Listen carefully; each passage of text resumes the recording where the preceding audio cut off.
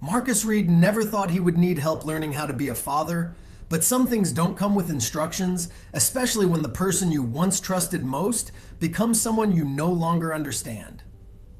What began as a quiet routine of school pickups and late night thoughts slowly shifted into something harder to explain, something that seemed small at first, but refused to stay that way.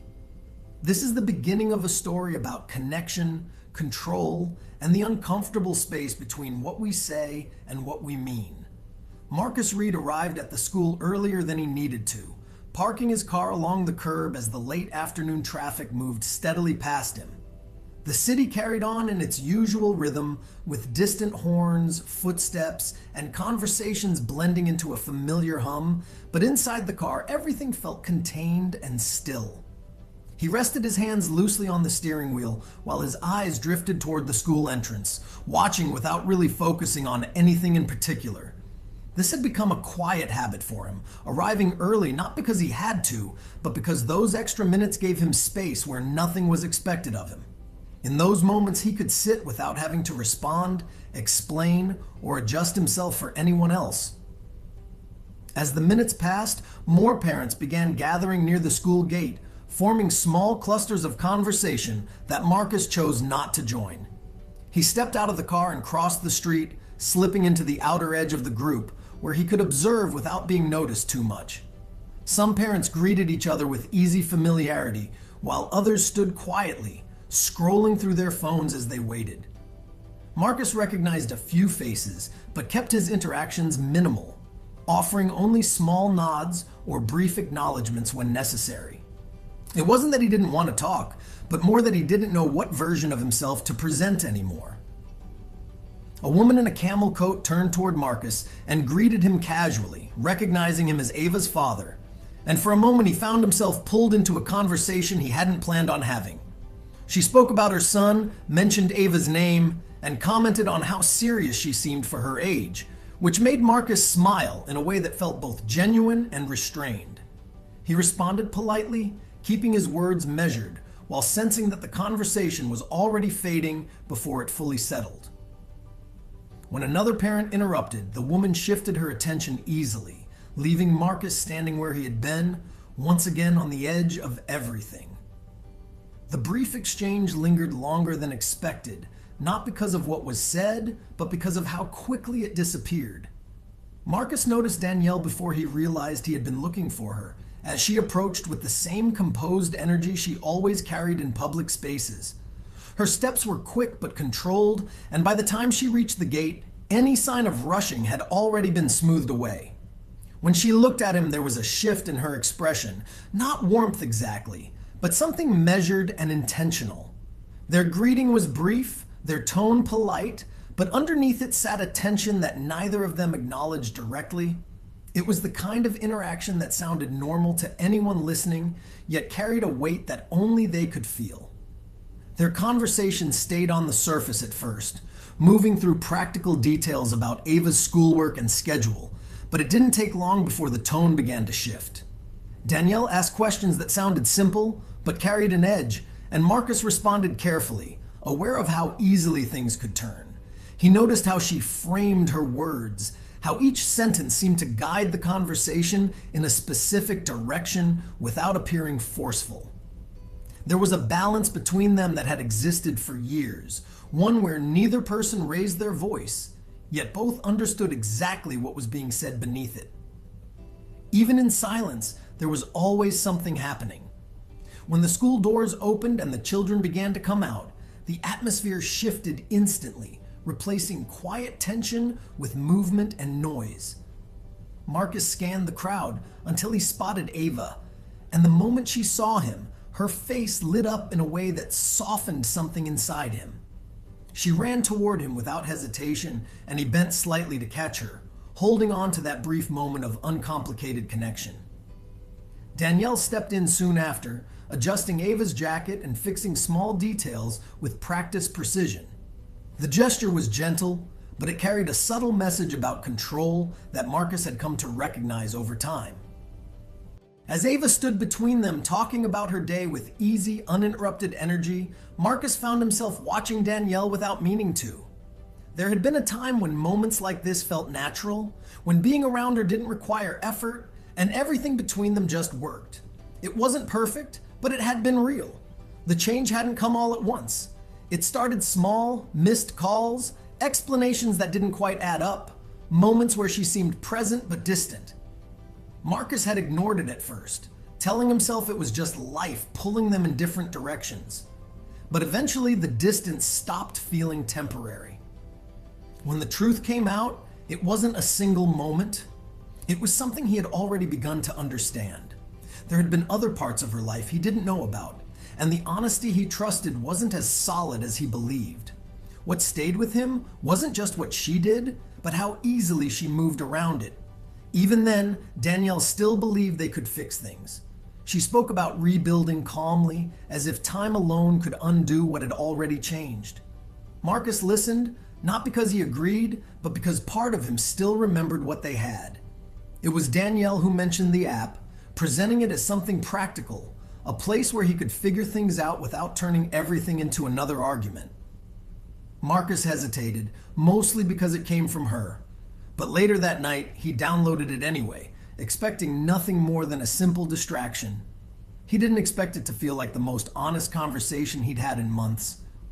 Now, watching Danielle adjust Ava's jacket with quiet precision, Marcus felt the weight of that decision more clearly than he wanted to admit.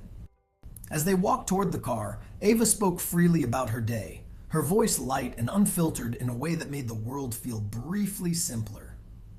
Marcus listened closely, responding where he could, while Danielle walked beside them with a quiet awareness that shaped the rhythm of the moment. There was a sense of something almost normal between them, something that might have passed for ease if it had not been built so carefully. For a few minutes, the three of them moved together as if nothing had changed, even though everything had. The drive home settled into a quiet rhythm, with the city sliding past in muted colors as Ava spoke about her day in small, scattered details. Marcus listened closely, responding where it mattered, but part of his attention drifted somewhere else, caught between the conversation beside him and something less defined. Danielle sat in the passenger seat, her posture relaxed but attentive, occasionally adding a comment that guided Ava back when her stories wandered too far. It felt almost normal, the kind of moment that might have passed unnoticed a year ago, yet now it carried a weight that Marcus could not fully explain.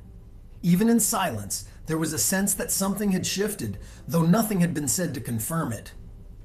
That night, after Ava had gone to bed and the apartment had settled into its usual quiet, Marcus found himself sitting alone in the dim light of the living room. The television played softly in the background, though he wasn't really watching it, and the silence felt heavier than it should have for such an ordinary evening. He picked up his phone without thinking too much about it, letting his thumb move across the screen until the parenting app opened again.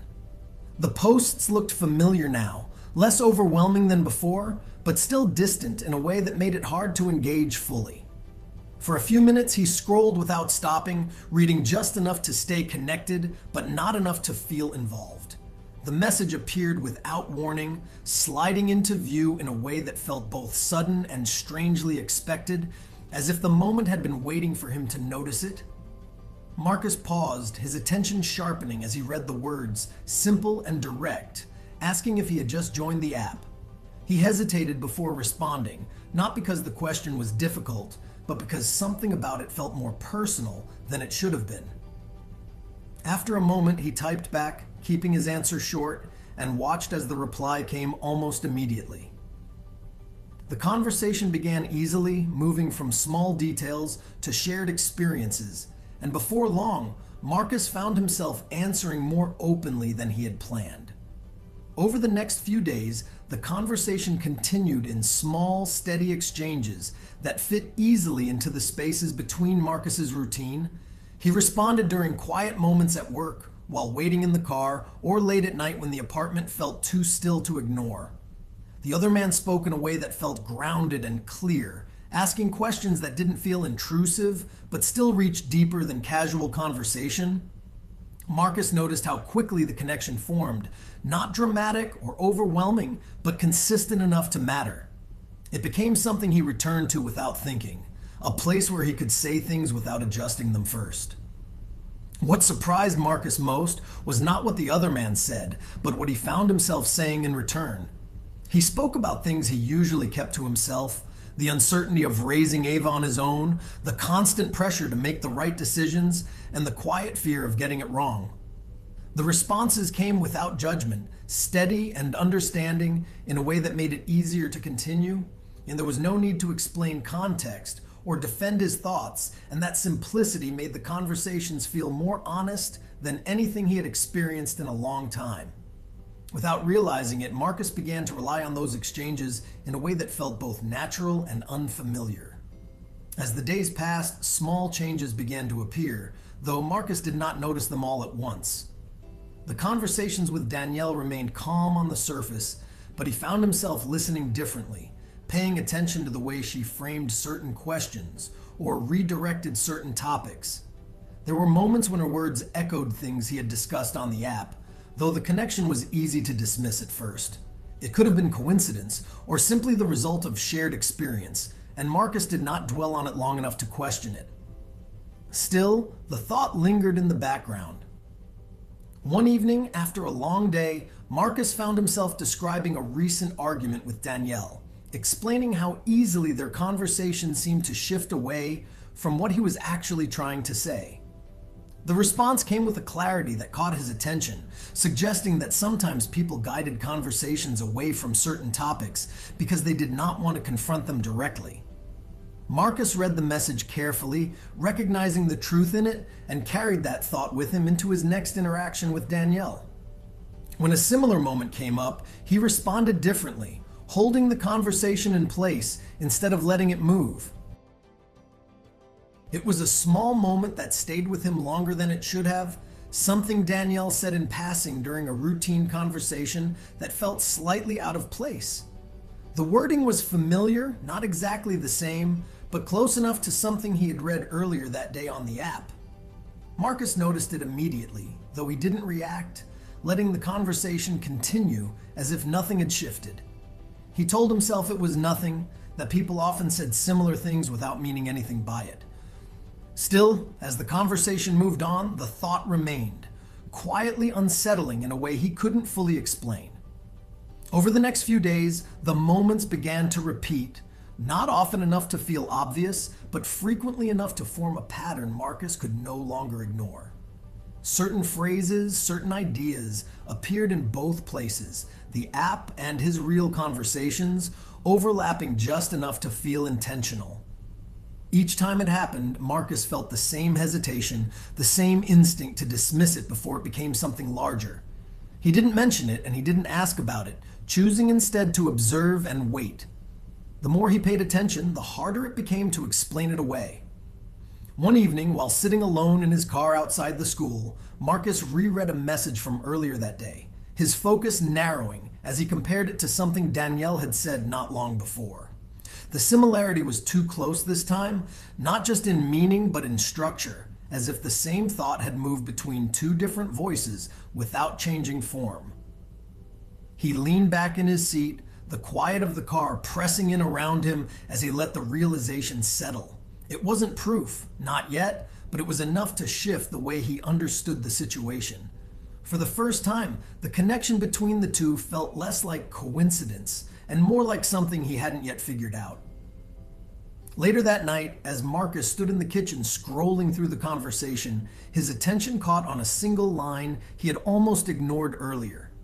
He read it again slowly, his expression tightening as the meaning settled into place, and for a moment he didn't move at all. The message referred to something he had never said out loud, something he had only thought, and something Danielle had brought up earlier that day without explanation. Marcus lowered the phone slightly, his gaze drifting toward the dark window as the realization formed fully for the first time. It wasn't just that the conversations felt connected, it was that they were connected in a way he could no longer explain. Something about the man on the app felt familiar, not in the way strangers connect, but in the way someone already knows you. And Marcus was starting to realize he might not be talking to a stranger at all. If you really want to know what happened between Marcus and Danielle and who the anonymous parent on the app truly is, the answers go deeper than it seems. Some truths don't stay hidden for long. You can read The Stranger Who Knew Me through the link in the description.